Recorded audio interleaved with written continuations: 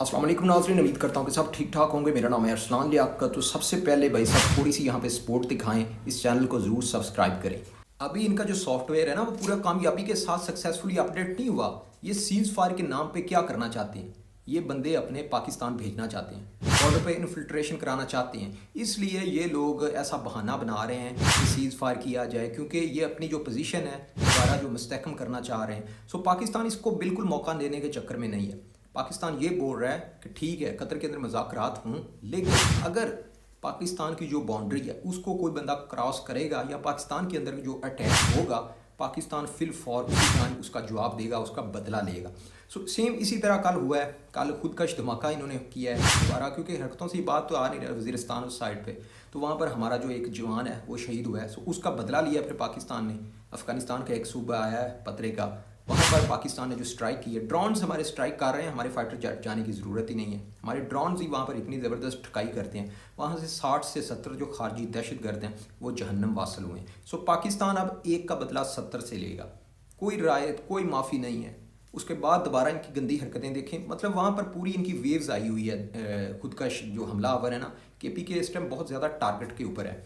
वहाँ पर जो एक रिक्शे के अंदर पूरा वो सामान लेकर आ रहे थे, 3 दहशतगर्द थे, और पुलिस वालों को दूर से ना ऐसे डाउट हुआ कि जैसे ये टकराने की कोशिश कर रहे हैं थाने की जो दीवार है बिल्डिंग के साथ। तो उन्होंने दूर से जनाब उसको ब्रस्ट मारा और वहाँ पर ही धमाका हो गया। धमाका होने के बाद ये अल्लाह का शुक्र है वहाँ पर कोई भी पुलिस वाला जो है ज़ख्मी भी नहीं हुआ, जान भी नहीं गई, लेकिन आसपास के जो घर हैं वो कुछ हद तक डैमेज हुए। सो केपी के इस टाइम बहुत ज़्यादा निशाने पे हैं। सो पाकिस्तान के ये जो बॉर्डर के ऊपर ऊपर वाले शहर हैं ये इस टाइम बहुत ज़्यादा ख़तरे में हैं, और इनकी कोशिश ये है कि केपी के अंदर भी अपना जो बयानिया है ना वो इस तरह बनाया जाए कि यहाँ पर भी पाकिस्तान के ख़िलाफ़ बगावत पैदा की जाए, ये लोग खड़े हो जाएँ पाकिस्तान के ख़िलाफ़। तो इस तरह का काम करने के ये लोग बहुत ज़्यादा चक्कर में, लेकिन पाकिस्तान के अंदर इनकी दाल गल नहीं रही।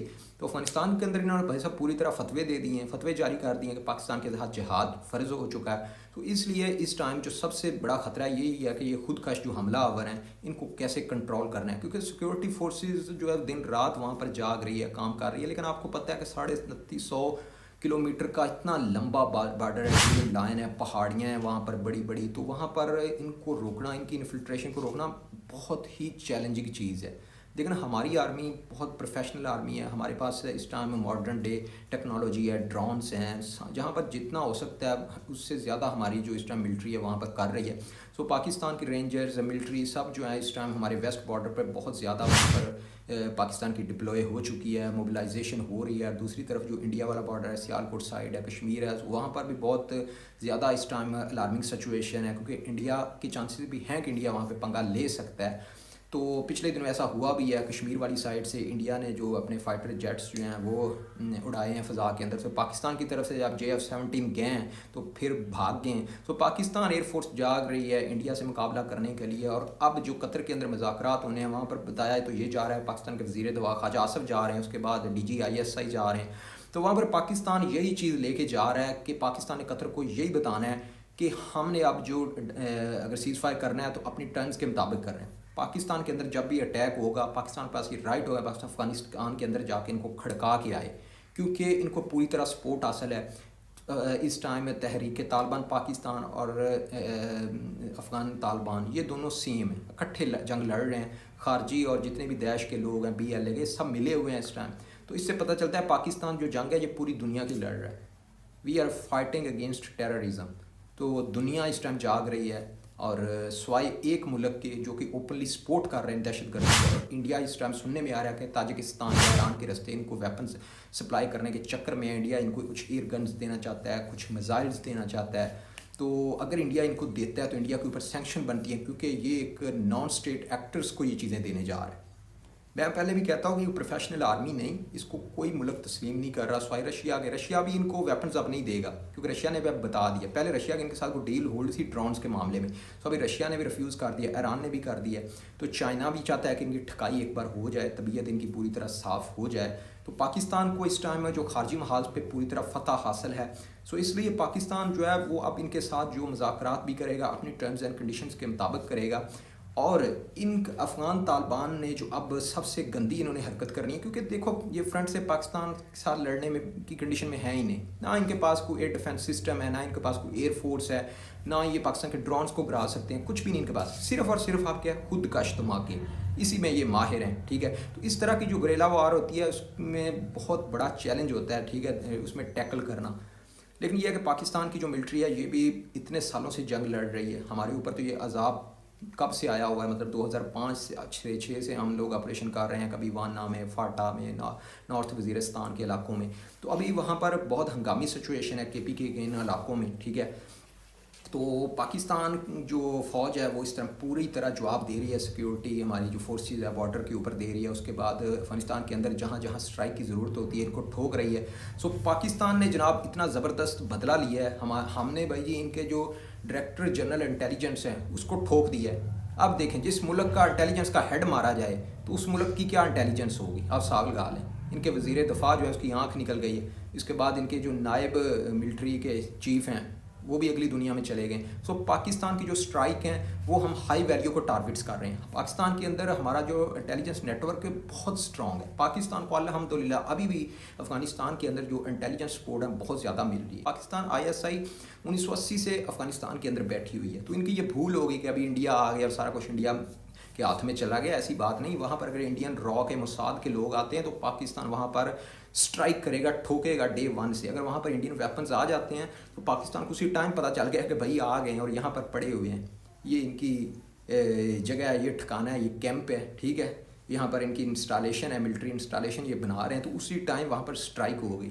اور ایک بات اور یاد رکھو، پاکستان J-10C اور JF-17 اتنا پاکستان زور نہیں لگا رہا، ہمارے جو معراج ہیں یا ہمارے پاس جو ڈرونز ہیں وہی کافی ہیں۔ انٹیلیجنس سورسز سے ایسی اطلاعات مل رہی ہیں کہ انڈیا ان کو کامبیٹ ڈرونز جو ہے نا وہ دینے جا رہا ہے، اور اس کے علاوہ جو پاکستان اور انڈیا کے جو بارڈر ہے وہاں پر ایک اطلاعات ملی ہے کہ انڈیا کا ایک جو ڈرونز ہے نا وہ وہاں پر نظر آیا تھا سیالکوٹ بارڈر والی سائڈ پہ، پاک فوج نے جناب اس کو ٹھوک دیا ہے۔ یہ سرویلنس ڈرونز تھا جو کہ مخبری کرتا ہے، اس علاقے کی جاسوسی لیتا ہے، وہ دیکھتا ہے کہ وہاں پر کیا کیا پوزیشن ہے، آرمی اور بٹالین کہاں کہاں پہ لگی ہوئی ہے۔ جو انڈیا کی نظریں پوری طرح اس ٹائم میں بنی ہوئی ہیں اس کے اوپر کہ وہ تو بڑا خوش ہے نا کہ پاکستان آرمی ادھر انگیج ہے، لیکن ان کو نہیں پتا کہ یہ فوج جو ہے 24 کروڑ پاکستان کی جو آبادی ہے ساری یہاں پر فوج ہی بیٹھی ہوئی ہے۔ تو پاکستان کی جو ملٹری پاور ہے اس نے پچھلی بار انڈیا کو بتا دیا تھا کہ اگر تم نے رافیل دلی سے بھی اڑائے نا تو یہاں سے ہمارا PL-15 جو ہے نا یہ تمہیں ٹھوک دے گا، تمہیں پتہ بھی نہیں چلے گا کہ یہ ٹیکنیکل پرابلمز آئی کہاں سے۔ انڈیا کا آپ کو پتہ ہے چیف مارشل کیا بولتا تھا کہ وہاں پر ٹیکنیکل پرابلمز آ گئی تھی، ٹیکنیکل پرابلمز آئی نہیں تھی، ٹیکنیکل پرابلم تھی، ٹھیک ہے۔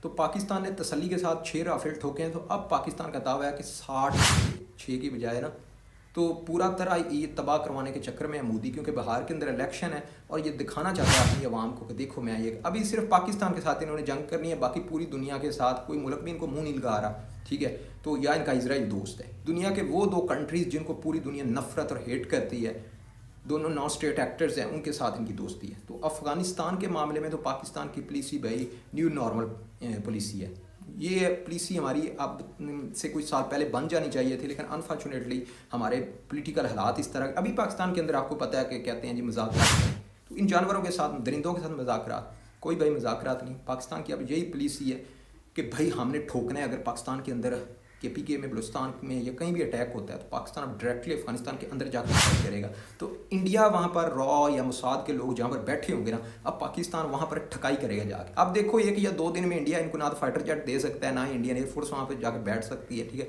بگرام کے حوالے سے خبریں آ رہی ہیں کہ وہاں پر انڈیا آ گیا، انڈیا ایسے بگرام میں نہیں آ سکتا، امریکہ کی سب پوری نظریں اس پہ بنی ہوئی ہیں، اتنی انڈیا بڑی چیز نہیں بنا ابھی، ٹھیک ہے۔ تو انڈیا کے اوپر سینکشن لگنے کے بہت زیادہ چانس ہیں، کیونکہ جس طرح وہ رشیا سے بھی ٹریڈ کر رہا ہے، وہ آئل لے رہا ہے، تو ٹرمپ کا گھومنے میں پتہ نہیں چلتا۔ تو پاکستان اور امریکہ جو تھنک ٹینکس ہیں وہ کافی اس ٹائم کلوز آ رہے ہیں، اور اس جنگ کے حوالے سے جو ہے امریکہ کی طرف سے ایک اسٹرانگ موقف آئے گا۔ قطر ہے وہ ثالثی کا کردار پوری طرح ادا کر رہا ہے، اور پاکستان اپنے پورے کنسرن جو قطر کو بتا رہا ہے۔ تو آئی ہوپ کہ اگلے جو کچھ گھنٹے ہیں بہت زیادہ امپورٹنٹ ہیں پاکستان افغانستان کی ڈیولپمنٹ کے حوالے سے اور اس جنگ کے حوالے سے۔ پاکستان زندہ باد، پاک فوج پائندہ باد۔